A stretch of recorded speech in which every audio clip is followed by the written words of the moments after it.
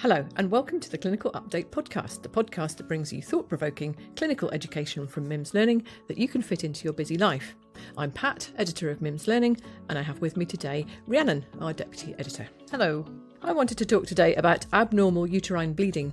It's a common presentation in primary care, causing significant concern for patients and disruption to their lives.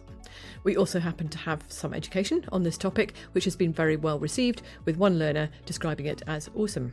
I'm glad we're going to mention this today, Pat, because it can pose a bit of a challenge in primary care.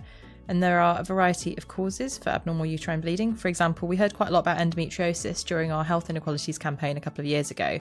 And it was really eye-opening for me to hear from doctors and a patient about the impact that this condition can have and the number of years that it can take for someone to get diagnosed.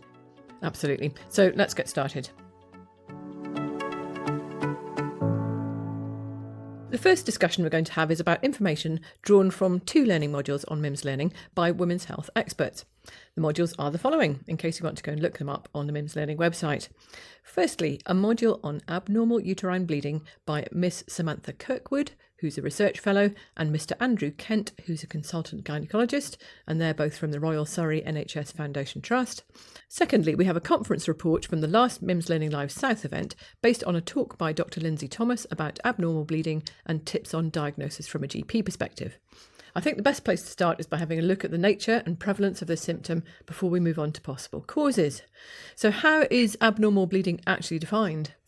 Well, according to Miss Kirkwood and Mr. Kent, abnormal uterine bleeding, or AUB, is an umbrella term describing uterine bleeding that deviates from the expected pattern, often causing unpleasant symptoms that negatively impact quality of life, and which may be associated with underlying pathology.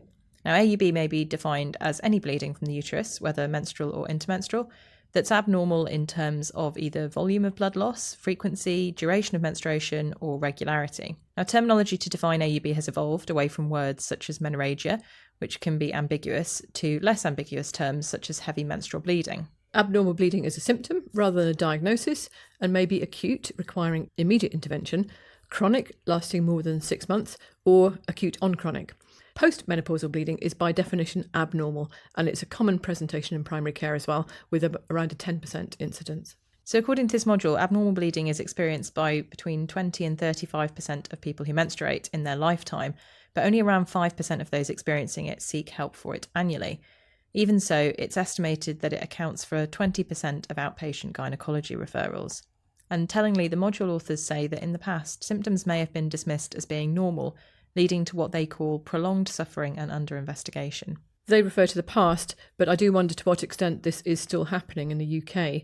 It's certainly not a solved issue globally, as the Royal College of Obstetricians and Gynaecologists pointed out last year in a position statement.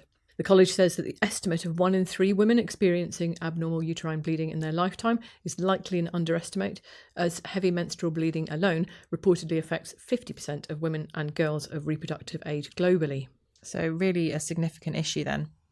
Yes, and as we heard from our patient representative during our health inequalities webinar, it took about, 7 years for her to obtain a diagnosis of endometriosis. Yeah, and Dr. Anita Sharma, who took part in that webinar as well, has just written a guest blog for us actually about the NHS plan and women's health and covering issues such as endometriosis. And she talks about how this must not be sidelined. Absolutely, well worth a read and timely. The government has said it will renew the women's health strategy that the previous government released in 2022. We'll keep our ears to the ground on that one. So should we move on to looking at the causes of abnormal uterine bleeding then? Yeah, let's do that. So both Miss Kirkwood and Mr. Kent and Dr. Thomas in her conference presentation make reference to a FIGO classification system. And FIGO is the International Federation of Obstetrics and Gynaecology. And FIGO has a mnemonic that's not all that pronounceable. It's PALM-COEIN, nearly PALM-COEIN, I suppose. So the PALM bit is about structural causes and the COEIN bit is about non-structural causes. So here we go with PALM and what that stands for. So P stands for polyps, A stands for adenomyosis, L is for leiomyoma, in other words fibroids, and M is for malignancy and hyperplasia. So polyps are a common cause of abnormal bleeding, aren't they? Yes, apparently 20 to 40% of abnormal bleeding is caused by polyps, and these are vascular outgrowths of the endometrium. They can be removed surgically through hysteroscopy, either in outpatients or via day case surgery. And what about adenomyosis? So this is a complex structural condition which is related to endometriosis, and the two can coexist. It occurs when endometrial tissue proliferates in the myometrium, which is the middle layer of the uterine wall, consisting mainly of smooth muscle cells. And symptoms can include painful or prolonged periods with heavy bleeding, chronic pelvic pain, subfertility, and pain during intercourse. Treatment options are limited, but can include use of the levonorgestrel intrauterine system, excisional surgery, and hysterectomy for people whose families are complete. And L? L is for leiomyoma, otherwise known as fibroids, which are the most common tumours in women, affecting 30% of those aged 40 to 60 years. They're often asymptomatic, but typical symptoms include heavy or painful periods, along with stomach and back pain, urinary symptoms, and painful intercourse. They can be treated medically with the levonorgestrel intrauterine system and surgically with uterine artery embolization. And lastly, M? Malignancy and hyperplasia. We'll return to this issue of hyperplasia and endometrial cancer risk in a bit, but for now, should we carry on with the rest of the mnemonic? Sure, and as you'll recall, COEIN covers the non-structural causes of abnormal bleeding, and these are C for coagulopathy such as von Willebrand disease, O for ovulatory dysfunction, E for endometrial dysfunction, I for iatrogenic caused by medical examination or treatment, and N for not otherwise classified. Apparently, in between 5 to 24% of cases, chronic heavy menstrual bleeding is caused by von Willebrand disease, which is the most common inherited bleeding disorder. And there's a screening tool that clinicians can use with questions about menstrual bleeding, medical or dental procedure-related bleeding, and other symptoms such as bruising or nosebleeds. And according to Dr. Thomas in her presentation, ovulatory dysfunction includes polycystic ovarian syndrome and hypothyroidism. So returning to endometrial hyperplasia then, which is an abnormal thickening of the lining of the uterus, may or may not progress to endometrial cancer, which of course is a concern for GPs and specialists. Now, Dr. Thomas pointed out in her conference presentation that it's important to take a careful patient history that covers endometrial risk factors. These include age over 45 years, elevated BMI, and it's worth noting that a BMI of 40 or above is regarded as a major risk factor, use of tamoxifen, unopposed estrogen therapy, polycystic ovarian syndrome, diabetes, hypertension, and nulliparity, having never given birth. Hereditary conditions such as Lynch or Cowden syndrome are also major risk factors. So, of course, as a GP, if you suspect endometrial cancer, that is cause to initiate a faster diagnosis, standard referral straight away. And we actually have a module on recognition and referral of endometrial cancer by urogynecology consultant Mr. Abdulmajid Abdulrahman that provides useful tips of what to look out for. And he says that a full-time GP will typically detect one patient with endometrial cancer every 3 to 5 years. So it's well worth ensuring that you recall risk factors and when to refer for an ultrasound scan. So where endometrial hyperplasia is concerned, Ms. Kirk and Mr. Kent make the distinction between hyperplasia without atypia and hyperplasia with atypia, the former having a less than 5% risk of progression to endometrial cancer over 20 years, whereas the latter has a 25% risk of progression to cancer over 4 years. So that's quite a substantial difference in risk. Yeah. Presumably there are different management options depending on whether atypia is present or not. Yes, so management of hyperplasia without atypia is conservative. According to Ms. Kirk and Mr. Kent, 95% of cases of hyperplasia without atypia regress. And people can have an endometrial biopsy every 6 months and can be discharged after 2 consecutive negative biopsies if they are low risk. But management of hyperplasia with atypia depends on the patient's fertility wishes. So if they do not wish to become pregnant or have any further pregnancies, then first-line management is total hysterectomy with bilateral salpingectomy, with or without oophorectomy, depending on menopausal status and age. If they wish to preserve fertility, they should have hysteroscopy with follow-up surveillance hysteroscopies and endometrial biopsies at 3 and 6 months. First-line treatment is with the levonorgestrel intrauterine system. And how does postmenopausal bleeding fit in with all of this? Well, postmenopausal bleeding is of particular concern here, and the rise in usage of hormone replacement therapy for menopausal symptoms appears to have led to an increase in postmenopausal bleeding. Dr. Thomas referred to the British Menopause Society guidance on unscheduled bleeding and HRT, didn't she? Yes, she said it gives really clear guidance on when and how to investigate, and she pointed out that for women who are taking continuous combined HRT in the right way, with an adequate dose of progestogen for their estrogen, the risk of endometrial cancer is actually a little bit lower than for women who are not on HRT. So with those women, she said, it's not that we're concerned about the HRT, it's that we, as GPs, are concerned about the bleeding pattern, whether there's something other than the HRT causing the bleeding. So GPs can work through a flowchart in the guidance to determine whether and how they need to investigate, depending on minor and major risk factors, and how long the bleeding's been happening. So if a woman with unscheduled bleeding on HRT doesn't have risk factors for endometrial cancer, according to the BMS guidance, they should be offered adjustments in their progesterone or HRT preparation for up to 6 months. If bleeding began within 6 months of starting HRT, or if it is persisting 3 months after a change in HRT dose or preparation.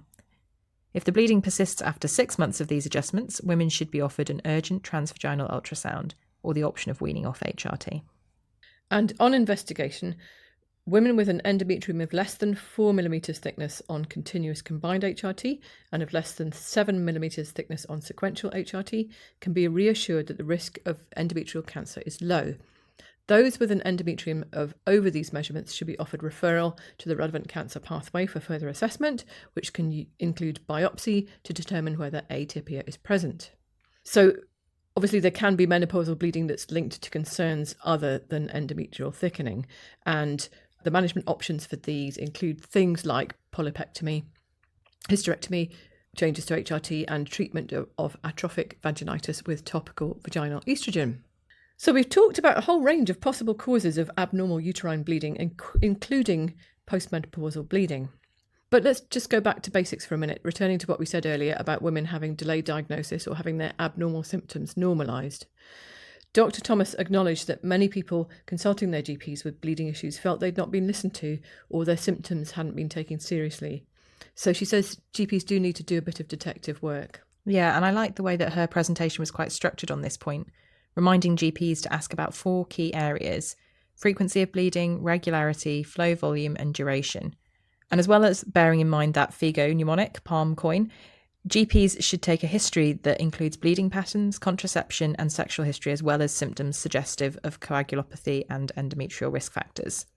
Abdominal, speculum, and pelvic examination should be done, recording in the notes whether the GP has seen a normal cervix to avoid the possibility of missed cervical cancer. A full blood count for iron deficiency, a pregnancy test, and an STI screen should be done where appropriate.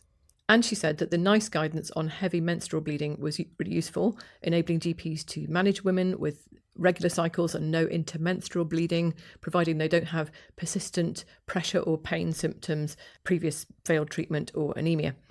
Management options could include hormonal options such as the levonorgestrel intrauterine system or contraceptive pill, and non-hormonal options such as tranexamic acid. Finally, it's also worth signposting our red flags module on heavy menstrual bleeding. And this gives a list of red flag symptoms that could suggest a serious underlying cause in the context of heavy bleeding, including some that we haven't mentioned. These are persistent intermenstrual or postcoital bleeding, an unexplained vulval lump or vulval bleeding, palpable abdominal mass that's not obviously a fibroid, significant unexplained weight loss or gain, systemic symptoms such as fever, shortness of breath or lightheadedness, and or unexplained bleeding from other sites. So, as well as the conditions that we've already talked about, such as fibroids, polyps, endometriosis, adenomyosis, and hyperplasia, causes of heavy bleeding listed in the red flags module include pelvic inflammatory disease and pelvic infection, systemic disorders such as liver or renal disease, and iatrogenic causes such as anticoagulant therapy, chemotherapy, and intrauterine contraceptive devices. So lots to think about there. Thanks, Rhiannon. And just one personal thought or plea before we finish. I'd love to see not only diagnosis being speeded up for women with abnormal bleeding, but also the causes having lots more management options in future, as it does seem like an area that's not really in the spotlight in terms of new therapeutic options.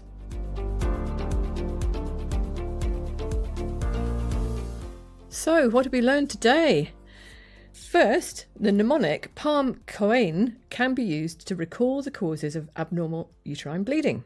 The PALM bit stands for the structural causes, which are polyps, adenomyosis, leiomyomas or fibroids, and malignancy or hyperplasia. Second, a full-time GP will typically detect one patient with endometrial cancer every 3 to 5 years, so it's worth refreshing your knowledge of risk factors, which include age, obesity and inherited syndromes. Third, British Menopause Society guidance on unscheduled bleeding in postmenopausal women gives you a flowchart to work through to help manage bleeding in the context of HRT and ensure it doesn't have a serious cause. Thanks for joining us today. We've been the MIMS Learning editorial team, and this episode was produced by Inga Marsden. Don't forget you can claim a CPD certificate for listening to this episode. Simply head over to the website version at mimslearning.co.uk. Join us next week for more clinical insights from MIMS Learning's expert writers and speakers.